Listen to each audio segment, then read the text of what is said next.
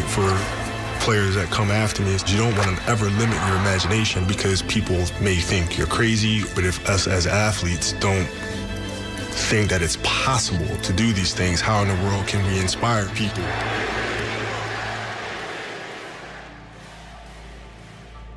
Well, I mean, because I think the greatest fear that we face is ourselves, actually. You know, I think it's not anything that's external or anything that's superficial. I think the greatest fear you face is yourself, because we all have dreams, and it's very scary sometimes to accept the dream that you have, and it's scarier still to say, okay, I want that. It's scary because you're afraid that if you put your heart and soul into it and you fail, then how are you going to feel about yourself? Kobe, you won the MVP, you led the team to the finals. How do you characterize this season? Well, I mean, the goal was to win a championship. It wasn't to win MVP or anything like that. It was to win a championship. So, from that aspect, we failed. If I'm going to go down, I'm going to go down my way, right? So being fearless means putting yourself out there and going for it. No matter what, go for it. Not for anybody else, but for yourself. I take you to this scene. 20 seconds left to go. You're down by 1. You want the ball. You want to take the last shot. Absolutely. I'm not afraid to fail, and I just love it. It's just an adrenaline rush. 9 seconds. Everybody in the crowd stands up, and everybody's waiting to see if you're going to make the shot, if you're going to lose the game, or you're going to win the game. It's an unbelievable rush. He swings big and he misses big.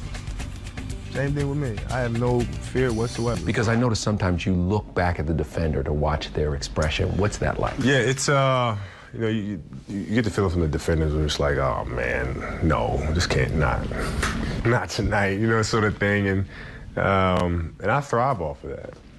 You love that, don't you? Oh, yeah. You love that, like, defeated look? Yeah, oh, absolutely. I'm telling you, you don't play defense any better than Ruben Patterson did. This crowd is in complete shock. Guess what? Time out. I told my teammates, I said, give me a good pick, and we're going home with a W.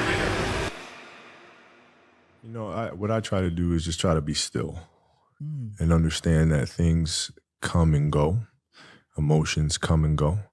The important thing is to accept them all, to embrace them all, and then you can choose to do with them what you want versus being controlled by emotion.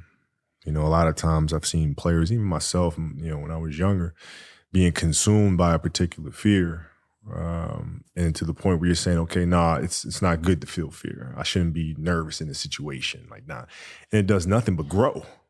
Versus stepping back and saying, yeah, I am nervous about the situation. Yeah, I am fearful about the situation. Well, what am I afraid of? And then you kind of unpack it. And then it gives you the ability to look at it for really what it is, which is nothing more than your imagination running its course, You'll have the pressure on yourself to play, to capitulate to that fear. If you play with the sense of, I want to win, then you have the fear of what happens if you don't.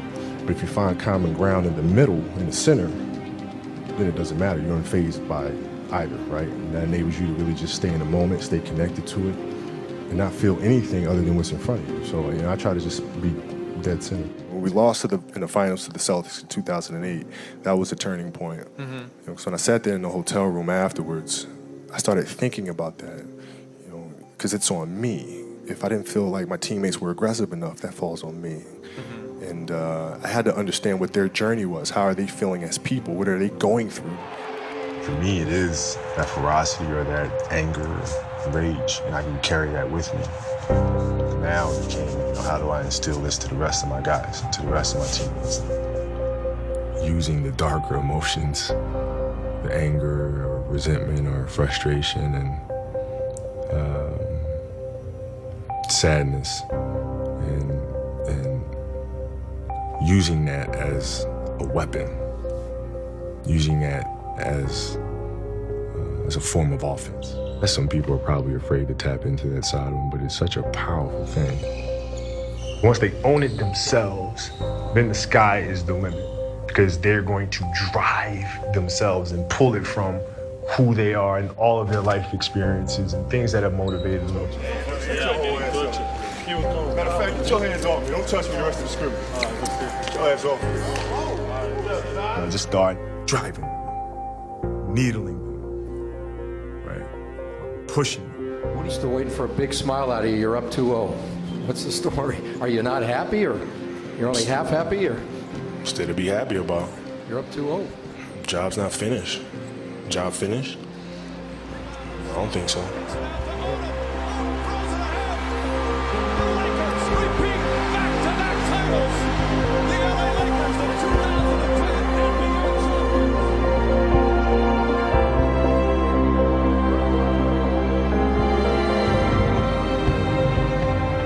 After we did that, we have a bond now that unites us forever. Forever. We have a bond that'll never be broken because the lion looked us in the face and we looked back.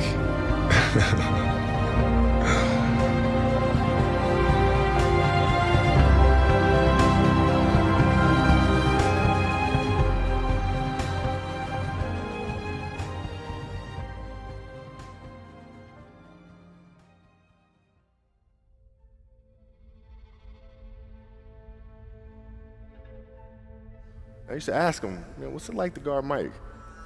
Mike? You mean Black Jesus? I'm like, what the fuck? So the level of fear that he inspired in others was insane. And, the hype of going up against Mike, it was, okay, let's go. Show me. Like, I've been watching you play my whole life. Yeah. Show me. Like, I want to see this. Everybody calling you Black Jesus and all this other crap. Yeah. Like, you have to show me, man. And I would tell him, I said, when I face him, we're going to go at it. He says, oh, you don't want to do that. I'm like, what? Man, you don't know me, man. Michael's a great basketball player, but I'm Kobe Bryant. And I went out there and we went head up. And, I think his respect and appreciation for me really grew that day because you saw on the biggest stage, I didn't shy away from that confrontation. I looked forward to that confrontation. Yeah, you look forward to and, it. When I was 18, my first year, he got the best of me a bunch of times. I was right there the next play. You're not intimidating me, yeah. I'm not going anywhere. And I think he saw that level of respect because I think he was the same way at 18 years old. And that common bond is what I think, where our connection was built. Who beat you in one-on-one if it ever happened in practice? No. All right, you once said, if you see me in the fight with the bear, pray for the bear. Right. Is that still going to be true when you come back? Yeah, Bear's having a hard time. I'm beating the Bear pretty good right now. It doesn't matter who I play, I'm playing you. Bust your ass. It doesn't matter. It's not really a thing, Like you think about game-winning shots or game-winning free throws, and people go to the free throw line and they're nervous about it. Well, what are you really nervous about? If you unpack that, okay, you're nervous that you're going to miss the shot. All right, so you missed the shot, then what happens? People are going to be embarrassed. You're going to be embarrassed because thousands of people, millions of people see you miss the shot. All right, and then what? People are going to talk bad about you. Okay, right? And so you're looking at it and you go, are those things even important? You know what I mean? If that is my fear, like what is, you worried about letting your teammates down? Okay, have you let them down before? Well, I'm sure in practice and things of that nature, right? They're still there. Yeah. And so when you're able to unpack it, you kind of look at it for what it is, which is really nothing. How did you become one of those people who doesn't seem to be afraid of failing? It doesn't exist. It's not existent. What the hell does that mean? Seriously, what does failure mean? It doesn't exist. It's a figment of your imagination. Let's use happy endings, right? And then we can relate this to failure, why it's not existent. Like, everybody talks about, like, everybody wants a happy ending, right? Now let's go to the reality of it, right? Let's look at a fairy tale story. Let's look at Snow White. Mm-hmm. She gets a happy ending. She finds Prince, whatever, she goes on. She lives happily ever after. Well, I call bullshit on that because 2 months later, the fact is they had an argument and he's sleeping on the couch. Right? So the point is, the story continues. The story continues. So if you fail on Monday, the only way it's a failure on Monday is if you decide to not progress from that, right? So to me, that's why failure is not existent. Because, if I fail today, okay, I'm going to learn something from that failure and I'm going to try again on